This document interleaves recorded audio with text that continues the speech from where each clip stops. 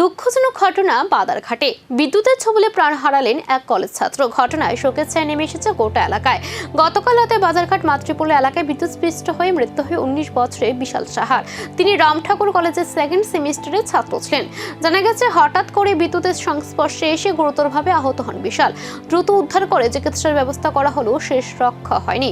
এই মর্মান্তিক ঘটনায় শোকস্তব্ধ পরিবার। একমাত্র সন্তানের অকাল মৃত্যুর খবরে ভেঙে পড়েছেন বাবা মা ও আত্মীয়রা।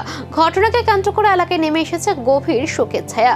সারা বাড়ি বলে শর্ট হয়ে ছিল না কি জানি, হ্যাঁ ম্যাগি সিদ্ধ বুয়াইছিল, ম্যাগি খাইবো, এবারে বাইরে গিয়া কি তারটা ধরছই নাকি কইতে পারি না, বলে পড়ে গেছে গা।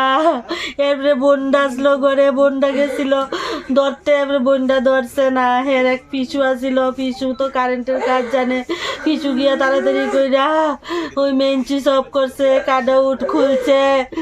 আমার ভাই বুঝ জায়গা তুই শেষ মনে হয়। কত বয়স আপনার? এর বয়স 19। কলেজে সেকেন্ড ইয়ারে পড়ে। কোন কলেজ? রামঠাকুর কলেজে। একটি দুর্ঘটনা কেড়ে নিল এক তরতাজা প্রাণ। সতর্কতায় হতে পারে এই ধরনের বিপদ থেকে বাঁচার একমাত্র পথ।